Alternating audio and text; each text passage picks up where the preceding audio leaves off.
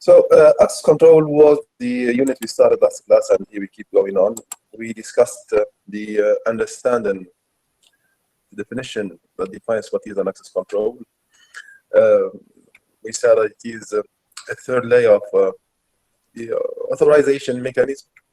We start by identification, authentication, and after comes the access control. You identify yourself as a user. You get authenticated. Once approved, you pass to the system, and here an administrator from a central point will authorize you, we give you an access to a resource based on your session. Who are you? Based on who are you, your privilege, your policies, actually your permissions, you'll be awarded specific access to specific resources. Context of auditing covers all the process. 4 models, 4 types, 4 policies via which we go behind the access control awarding. Yeah. The first one is the discretionary, but before of the first one or any of the policies, we have actually some requirements that they have to be available there. Whenever we talk about setting up and implementing the access control, those requirements, they are primordial and very primitive common sense understanding requirements. There have to be an input, which is an authentication scenario, in order to talk about the access control. So the authentication is the prior. Then after, there have to be actually a resource and an access to the destination via which we are going to talk about access or not. You are going to be awarded an access or not. There has to be a destination, a resource, something like that. A mechanism of security that it has to be set, which is for all, for everybody, before recognizing the session and before recognizing the privilege to a given user, specifically one by one. The least privilege to be awarded to everybody means anyone accesses the system from the beginning, from the first view, he has the minimum privilege inside the system immediately from the first view, means from the first layer of the authentication he has, or whomever he is, the administrator, the technical, the user, the customer, a managerial staff, the owner of the business, everybody. For security reason, the authentication gives a limited, let's say, privilege to the user from the first view. Then after, the system will specify later on, the second, after restricting his rights, the system will specify later on, he will give him extra functionalities, not from the first layer, to avoid any injection possibilities. Limited privilege for everybody. There have to be actually scenarios, politics, to rule, to govern the start and the close of the system, to provide an access, or to send out a session, to close a session, terminate a session, open and close, and the access. There have to be policies. It's not just by arbitrary or by hazard. No, there have to be rules to rule that.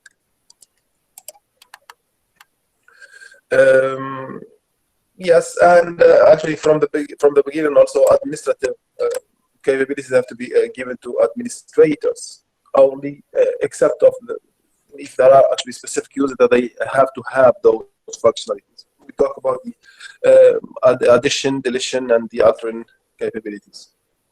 Only administrators can add services, delete services, modify services, unless the service or the business owner or the company or the business procurement requires specific users, not only administrative parties.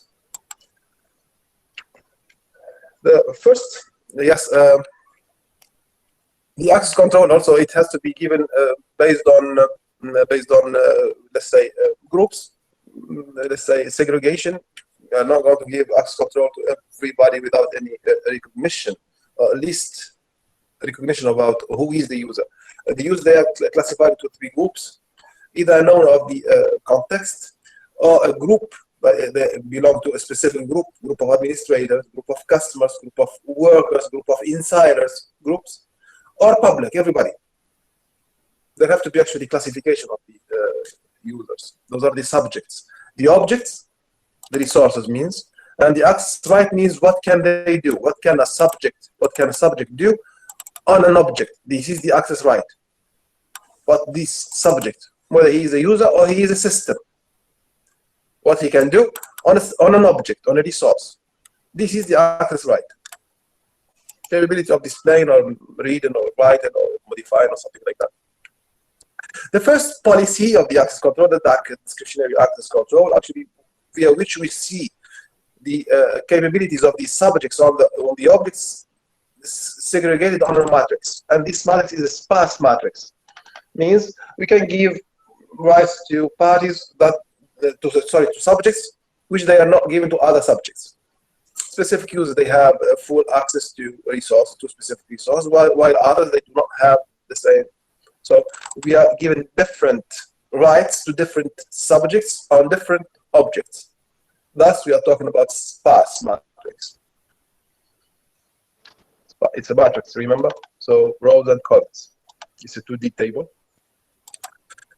Our book reference. This is a view, first view. This is the second view. This is actually how we read this sparse matrix. This is in the step of the implementation. We are talking about data structure model, how we make a relationship in between the resource rights given to users, or the user, specific user, what resources he has access to.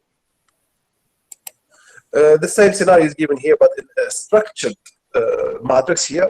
It's a structured matrix, something we can see clearly. User one, what he can do on what files, what resources. User 2, what he can do on what resources. User 3, and so on, until the final user, what they can do, each one, on what resources. This sparse matrix can be extended into a more, let's say, sophisticated, a more detailed one, because subjects, they themselves can be resources. Means I can have a relationship in between a subject and a subject. The subject would control the subject. Me as an instructor, for example, I can control your profiles. You as students, you are a user in the EduWave in our system, and me, I'm a user in the EduWave in our system also. I am a subject, you are a subject. But when we see the relationship between the instructor and the student, we see that the instructor has some capabilities to control the students' profiles. So the students' profiles are subjects playing the role of an object. So this is an extended view of this sparse matrix. Also, not only subjects that they can be seen as objects, but also the processes they can be actually seen as objects. Process means the antivirus, what he can do, the firewall, what he can do, applications, specific applications, but they can actually, how we can control them. Subjects can control whatever, Microsoft Word to run or not, and so on. So processes also, they can be playing the role of an object. Whatever an access control actually to happen, whatever it is a function from within the system. It is a function to be done from within the system. Actually, there are capabilities to be given to specific users, yes, but even though all of them, they are from within the system. If you are going to grant new capabilities, a new access role or access right to a new user, actually it has to be given to a specific user using a specific function for a security purpose, using a specific entry point.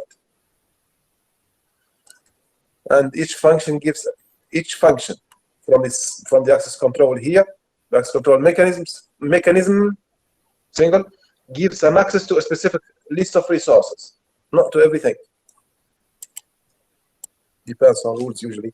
Actually, exactly what I was explaining here, it's seen here. It's a functionality to be given. It's an operation to be done by an authorized party based on a rule. There is a rule that governs that.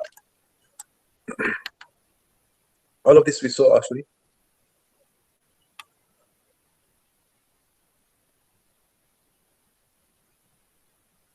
Yeah, here actually some views how to protect the rights and the access points. When you say that the access matrix, the sparse matrix or the extended matrix, is the relationship between the subject and the objects based on rules. What the subject can do on an object.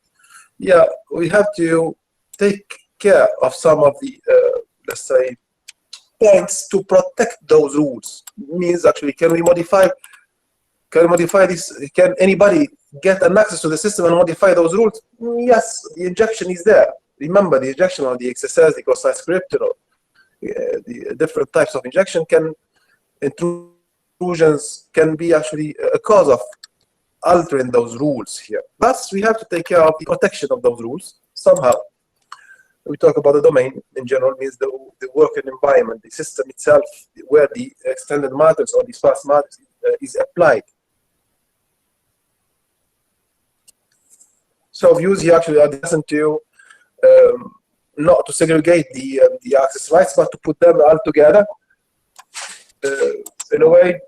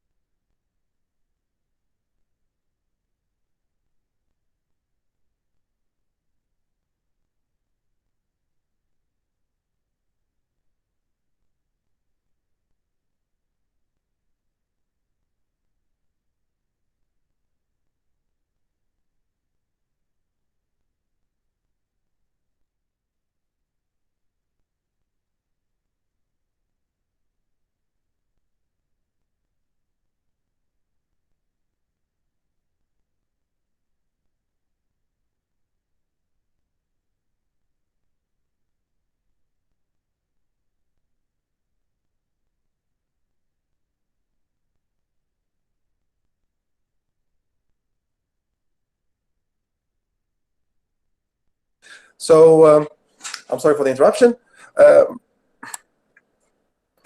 Gathering the rules, actually, gathering the rules all together. The rules means the access rights, what a subject can do on an object all together. So one object and one subject. All the rights that they relate this subject to this object, they have to be set together to avoid any interception or any, let's say, malware, any payload to be executed somehow. So this is one of the advices. It's not a must, but it's one of the very first views that you have to take care of. Here we talk about actually the flexibility and the context of when you say that you have to set the rules, those access rights are together relating a subject to an object, means it's not a final point that you have to do. No, but there have to be actually a chance to not to whenever the scenario is asking to, whenever actually the system, we have to, for example, to specify a right only if the user is using the system on Sundays, sorry, or using the system during weekends. So there is an exception. The system is not actually the way to be utilized during the working days. But if you use during the weekends, there are exceptions. So there are different rights. Thus, there is a possibility to change those rules here. So the flexibility, the system has to be adjusted. Yes, it has to enhance that. The reading of the matrix, whether it is sparse or it is actually an extended matrix, a row defines the group of the roots, as we saw earlier. A row is the roots. Process with the subset of the access rights of the user.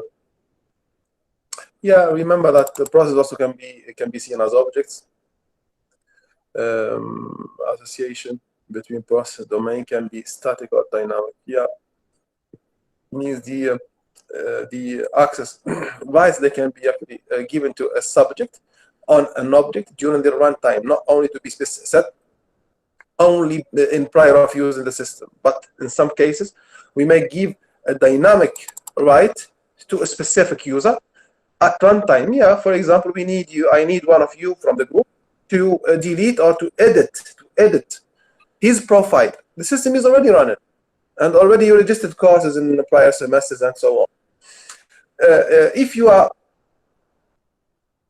awarded, for example, the capability to change something in your profile or in your transcript or something, so this is a dynamic right given to you. Why? Because you are doing it at runtime. So this is one of the explanations.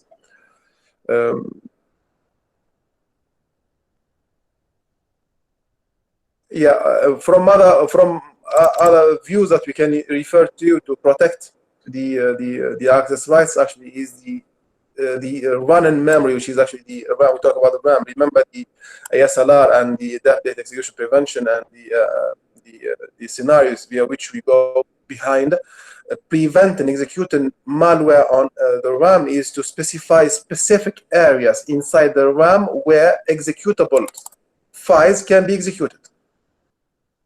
This is one of the scenarios that we can refer to enhance the protection of the rights.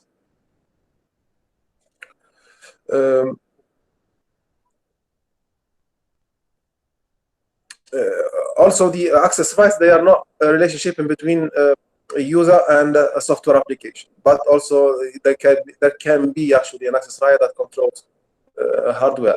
Means if you wanna, for example, specify who is able to make a print on the network, or for example, we have two printers, who is allowed to print from printer number 1 and who is allowed to print from printer number 2. It is the context of the drivers. We control the drivers, and actually it is the kernel level. It is a deeper level than the it's another level. It's another layer via which we talk about the kernel mode, via which we talk about defining the access rights.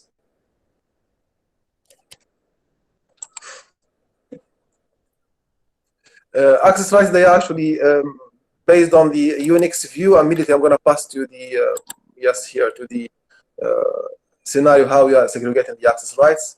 The groups to be actually the candidates, the subjects, they are classified into 3 elements. Either we talk about the owner of a file or resource, or a group, as we discussed, group of admins, group of students, group of instructors, group of technicals, and so on, or other public in general. Those are the candidates, the subjects.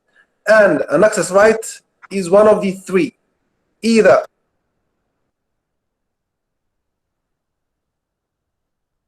let me find it. Yes.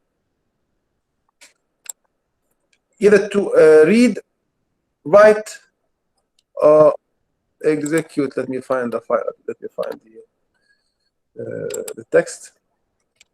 Whatever. Every one of those 3, let's say, candidates can either read or write or execute, or WX. Can do all, can do some of them, can do one only, can do none, like the others. In this example here, the others, the public others, we talk about processes, or we talk about applications, or any except of the groups or the owners. Anybody classified in the group or as an owner, they are not considered with the other. But here, others, we generally talk about the processes. They have nothing to do with this file in this example here, and whatever the example is. This resource here, the other, they have nothing to do. They cannot read, they cannot write, they cannot execute. Groups can read and write. Owner can read and write, but none of them can execute. So this is an example of the access right based on Unix. And it is the same scenario applied on the Windows, but differently. Actually, the syntax is different, but the same context. We have owner, group, other, and we have read, write, execute rights also. So here actually candidates. This is actually the second. This is the second policy via which we are talking about the access control. For the purpose of the lab, actually, I'm gonna leave you now. I'll stop at this level. Do you have any questions, first of all, please?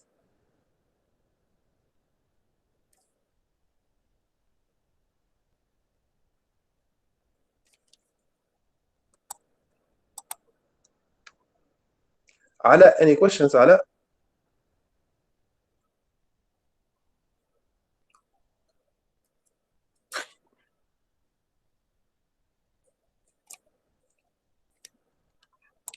I'll do the attendance. If you are here, please